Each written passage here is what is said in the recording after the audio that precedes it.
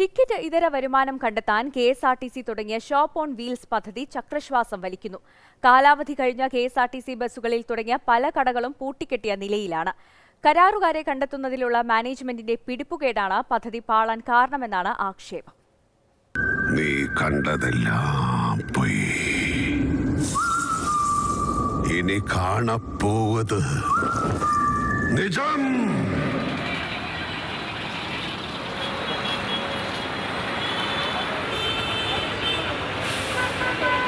KSRTC മാനേജ്മെന്റിന്റെയും മുൻമന്ത്രിയുടെയും സ്വപ്നങ്ങൾ എല്ലാം തുരുമ്പെടുത്തു, പൊളിഞ്ഞു.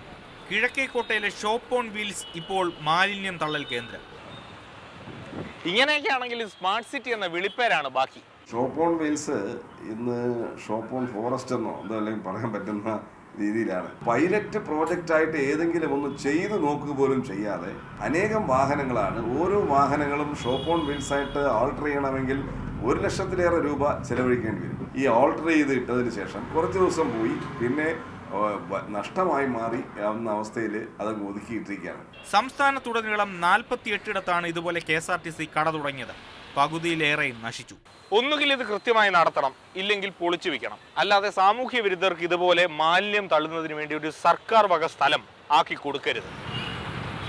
കരാറെടുത്തവർ പലരും ഉപേക്ഷിച്ചു പോയപ്പോൾ മറ്റു കരാറുകാരെ കണ്ടെത്താനോ വൃത്തിയായി സൂക്ഷിക്കാനോ KSRTC തയ്യാറായില്ല.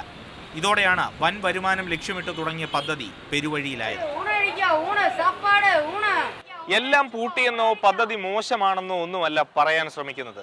ഇങ്ങനെ നല്ലവണ്ണം പ്രവർത്തിക്കുന്ന സ്ഥലങ്ങളും ഉണ്ട്. അപ്പോൾ നടപ്പാക്കിയതിലാണ് പ്രശ്നം.